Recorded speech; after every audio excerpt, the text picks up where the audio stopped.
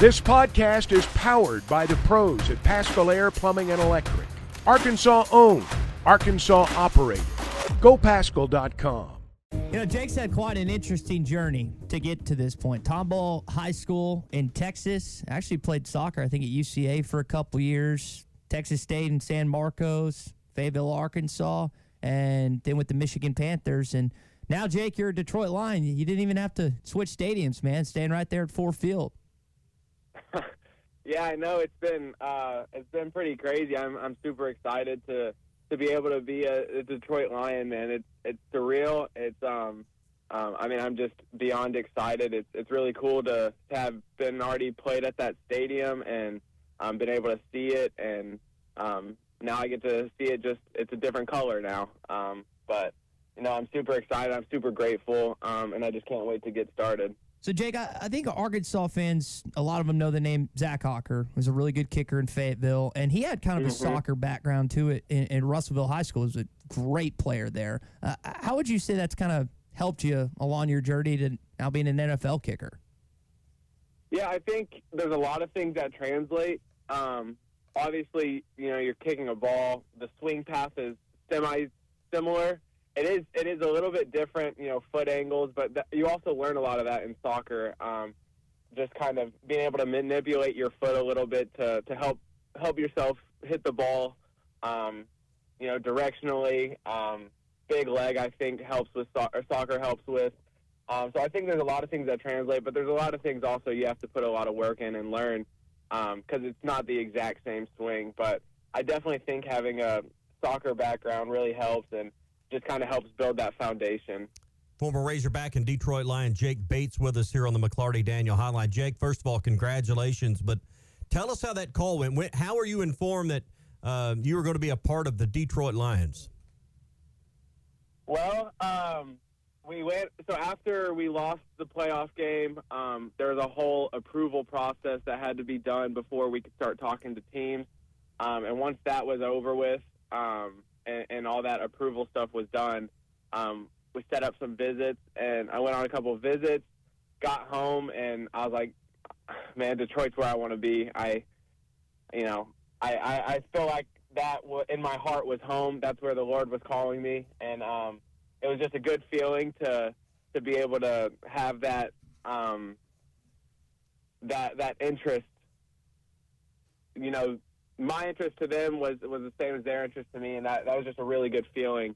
And you know, I'm just beyond blessed to be able to do it and be able to go up to Detroit here in a month or so, reporting for training camp. And man, I was beyond excited. And first people I called were my parents, and they, you know, were ecstatic. That's where, you know, they've been to the stadium a couple times. They love it. It's been really good to us. And no, I mean, my whole family's excited. The whole village that it took to get to where I'm at is super excited. I have so many good people behind me, and I'm so excited. I'm really just truly so excited. Tell us about that call with your family. I can imagine as a parent, you know, there had to be probably some tears shed in that phone call. Yeah, well, I wanted to wait till I could see them in person and tell them, but I was driving home, and I was on the phone with my dad, and he was like, if you hear anything and anything happens, please just let us know.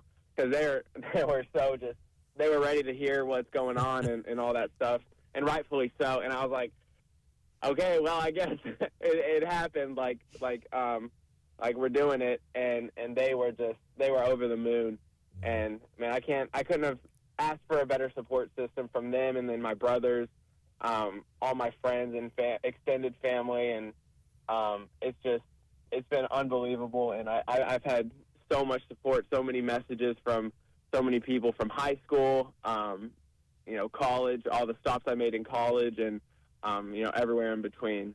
You mentioned support. We're talking with Jake Bates, by the way, former Razorback and now Detroit Lions kicker. You're going to have some Razorback support. You got Dan Skipper and Frank Ragnow there with you. 3 Razorbacks on one NFL team. Have they gotten a chance to maybe talk with you just yet? No, I haven't gotten to talk to them yet. I'm sure that'll come soon, but I'm excited to have that little sense of home up there in Detroit for sure. Jake, give us a maybe a perspective what you're walking into with Dan Campbell. I got to be honest, I hate Texas A&M with a fiery passion, but he's like the lone guy that I actually kind of like. I know you probably haven't gotten a chance to talk with Coach yet, but from your sense of maybe talking with some future teammates or just anyone in the National Football League, what are you walking into with your head coach Dan Campbell? No, I mean from what I've heard, it's kind of a what you see is what you get, and you know he treats you like you want to be treated. He's gonna let the best player play. He wants to win, and I'm just so excited to play for a coach like that. Everyone up there in Detroit is just, you know, you're gonna want to run through a brick wall for this coach, and that's the kind of coach you want to play for. And I'm beyond excited to have a coach like that, and man, I just can't wait to get to work.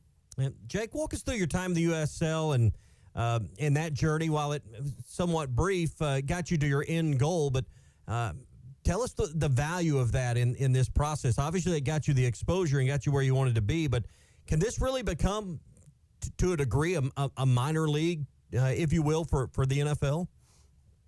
I hope so.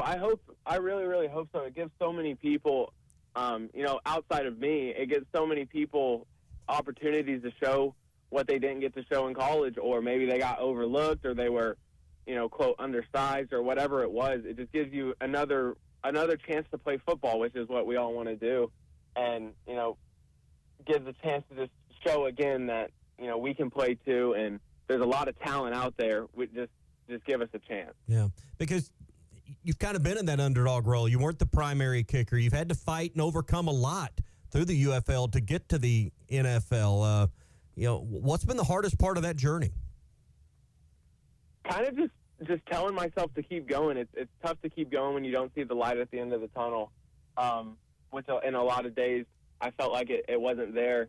And I felt like if I got my chance, you know, I was confident that I'd be able to take advantage of it, but it was, am I ever going to get my chance? And luckily we have a good Lord, and he was so good to me, and teaching me in a time of patience, to be patient and to remain trusting in him and faithful to him. And he's going to open doors, and that's what he did for me. And then obviously the chance in the UFL was just so much fun. But yeah, I mean, it's tough to keep going when you don't see the light at the end of the tunnel, but persistence is going to pay off no matter where it's at. And I think I'm so happy that I was able to do that. Yeah, Jake, you had three kicks of like 60-plus yards this year. I'd say you made the most of your opportunity and with the Michigan Panthers. I want to come back to Fayetteville here just for a sec. Take us back to that onside kick against Alabama, which Arkansas, third quarter, you guys kind of got things rolling. Just take us back to that moment and when, I guess, Pittman and Fountain called that play. What was going through your mind? Yeah, we had it in the week of practice, and so we knew it had a chance to be on. And then, like you said, I think we came out of halftime, and I think we scored, and it was a two-score game, and they're like, "Hey, we're doing it," and I was like, "Well, here we go, you know, here goes nothing." But that was such a cool moment. I almost kind of just went black, and I don't remember too much of it other than everybody just celebrating. But obviously, you know, I had the two guys, Pooh Paul and Jordan Crook,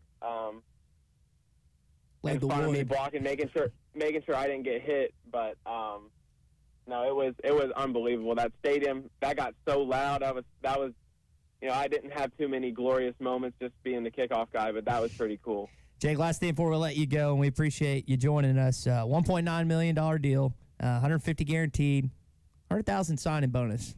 What are you spending that signing bonus on? Not much. I don't spend too much money on much. So I'm sure that'll go away, and I mean, I'm not gonna be spending it on much. But I had to get a new phone, so maybe we could say that my phone was dead, so I had to get a new phone, so we'll go with that. All right, well, that's a good investment. Again, Jake Bates, former Arkansas Razorback and now a Detroit Lion, one of three former Razorbacks that are up there at Ford Field. Jake, appreciate you joining us. Excited to see what kind of impact you can have with Dan Campbell squad this season. Yes, sir. Thank you. BetOnline is your #1 source for all your betting needs. Get the latest odds, lines, and matchup reports for baseball, boxing, golf, and more. BetOnline continues to be the fastest and easiest way to place your wagers, including live betting and your favorite casino and card games available to play right from your phone. Head to the website or use your mobile device to sign up today and get in on the action. Remember to use our promo code BELIEVE. That's BLEAV for your 50% welcome bonus on your first deposit. Bet online, where the game starts.